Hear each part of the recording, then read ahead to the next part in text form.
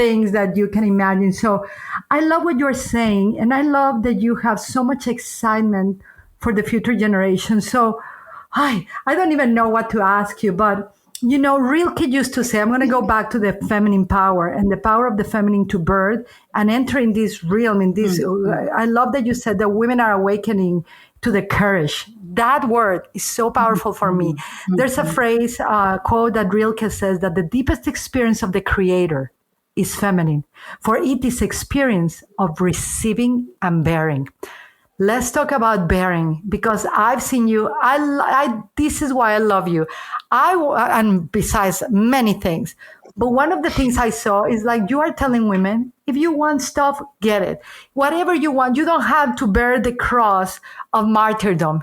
You can actually bear whatever it is, but as a victor, like as a courageous, as a wild.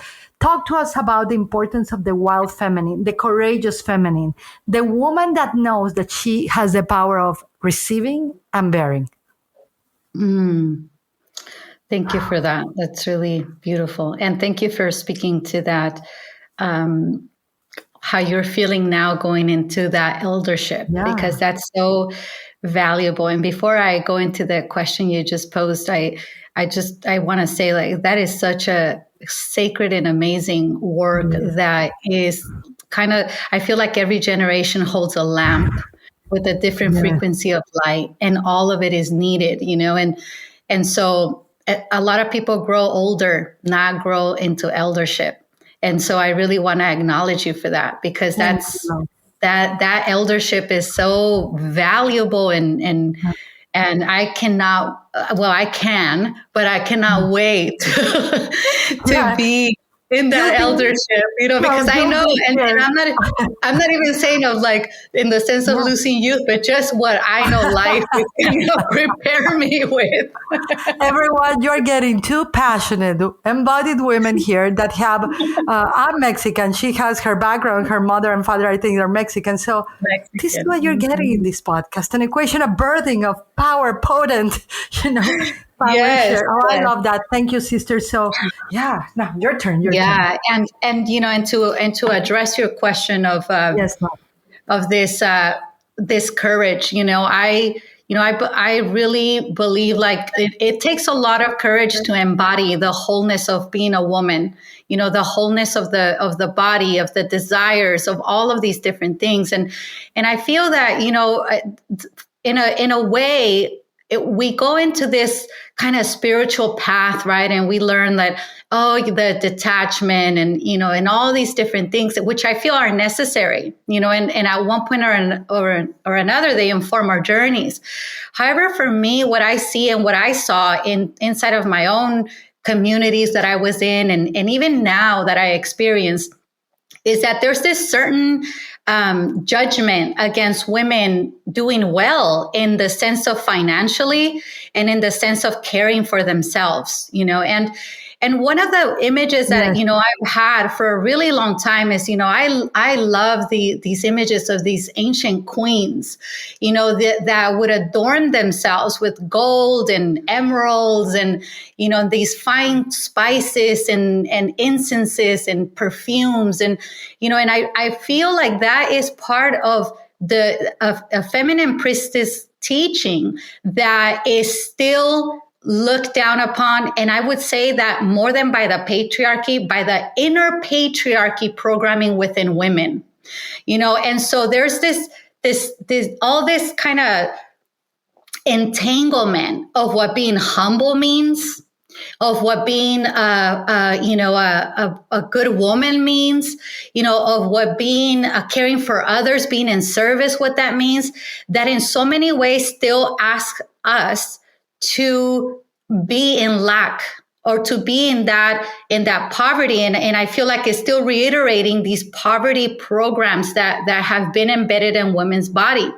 If you really look at nature, and nature is the richest, most opulent, beautiful being, all these colors, all these textures, all this gushing, all of this fertility.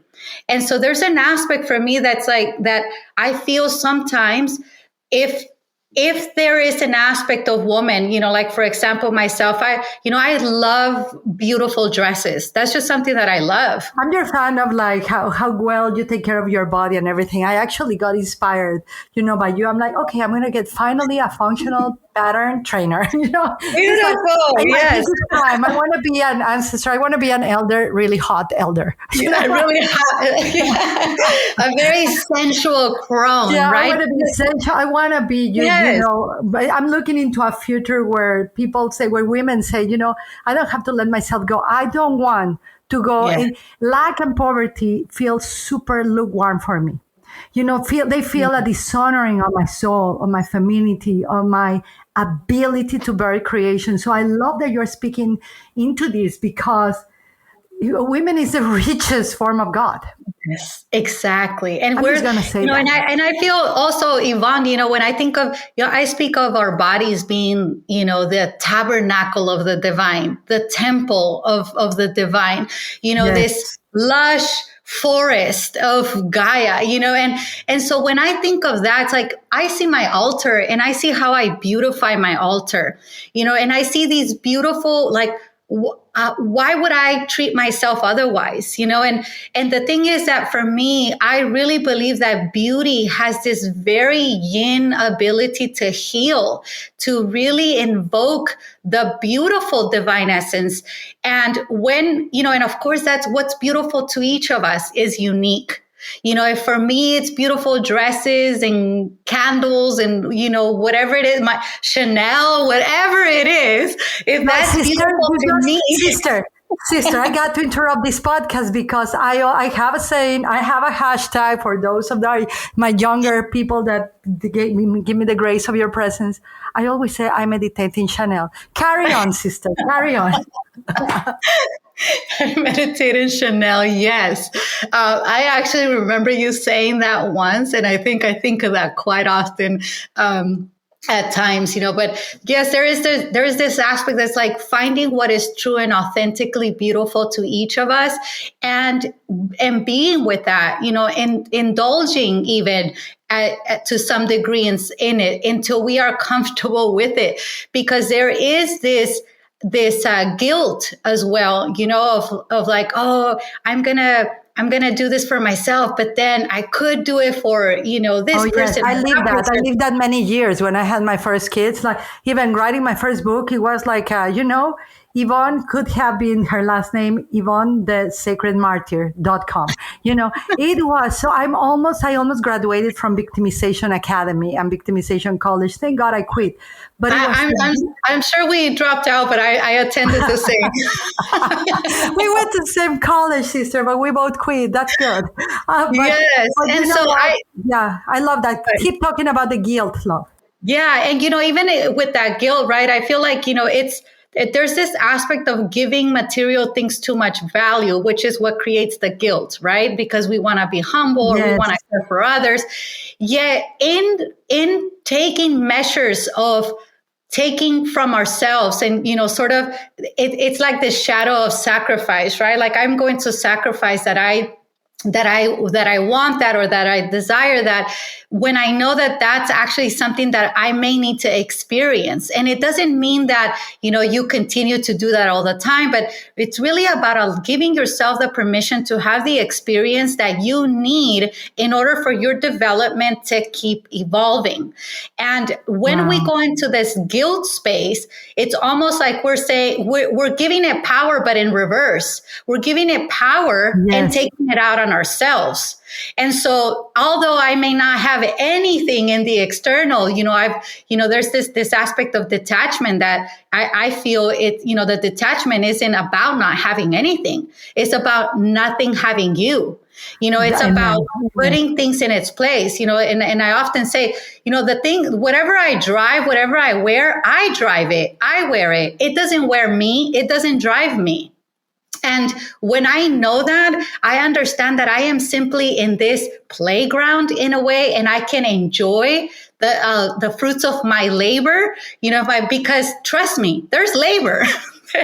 There is constant labor into the inner refinement and I can tell you, Yvonne, that, there's this aspect of I have had both. I had a time in my life where I did financially amazing. I had everything that I could dream of. And I was so unhappy. I was so unfulfilled. I was a workaholic. My relationship sucked. I was a crappy sister and wife, all of these things. And now being in this space where I can actually see things through another lens, where I can see that, wow, I enjoy this. This is beautiful. I enjoy it. And yet, if it was gone and I had to give it away tomorrow, it would not take away from me. I am still myself. I am still me. And so that's what I say is that sometimes we're so wanting to be ahead, like we're wanting to be spiritual. We're wanting to be somewhere where we're not, that we miss out on the information and the wisdom that comes from going through the experience we are in now. Because then that's what really allows us to evolve in a organic way, right? Where we're actually embodying, we're integrating, we're expanding, we're integrating, we're embodying. Now we're like so far ahead of ourselves that we have to keep coming back to recover what we missed out on, and I feel like that's so important on the journey for women, because there's so many ways and rules and things about what a woman should be like, act like, look like. And yet sometimes we rebel against it and we miss out that there was wisdom in some of that. It was just through a different perspective that we needed to look at it. Wow. So everybody listening, I love the word information, that what you just said, we miss information, and look at the word. I love words. I'm a wordsmith. I'm such a believer on the power of beyond the words, before the words, the transmission of it. And information is, you don't want to miss the information of you that comes from within. What it's in forms you. Look at this. You get formed, shaped, birthed, emerged. You actually emerge from the chrysalis, right? You go through the rebirthing process with what is within, not what we accumulate without. And I want to highlight what you just said, that the spiritual, I'm so, I celebrate you, because I'm not the typical spiritual teacher. People come and like, Yvonne, we're going to sage this out. I'm like, no, we're going to work. And as we work, we can put the sage too, We're going to bring this experience of the spirituality into the body, into Pachamama, into earth. We're going to feel it all. I always say that those who go through their pain earn the beauty of the gift of their joy. You got to go through it, not the suffering, not the victimization academy that Anabel and I, we were dropouts or drop-offs, or I don't know how you said it, but we went out of that university. But it's such a beautiful thing to embody, to go through it, because this is our life, this is our experience, and this is where the feminine gets to express its joy, its godliness, its goddessness, its queendom, and power that actually blesses the whole. We are like an incredible balm. I believe it's called the Amrita, right? In Tantra, we're the Amrita, we're the ambrosia. We are the healing nectar that when we are in alignment, when we're not trying to binge on external spirituality, when we're not bingers of accumulating data as if it was beingness, and we just drop in, allow, surrender, and embrace the wildness, the everything that we are. I think that's when the feminine truly rises to meet the divine potency. And one of the things I want to say before, I know we're about to reach the time of this podcast, but at the beginning you said, and I want you to tell the ladies, like kind of give them a call to action into dropping this, because there's so much of the feminine, I'm going to use this word, hating, rejecting the patriarchal era without acknowledging the patriarchal within. I love that you said that. I'm such a, I feel that. I feel the pulse of that truth. Tell them, what can they do? Tell us a little bit about it, and then give us a call to action, from queens to be awakened, to princesses that require to take the step into queendom, right? Into embodiment. Give us a call to action from that feminine perspective into what is required from the feminine, from us most of today. Yeah. Thank you. Thank you for all that. So what I often say that is like, that is the worst kind of patriarchy, is the one that we are programmed with, that woman is programmed with, and that projects. onto other women. And, you mentioned that you attended that sister wound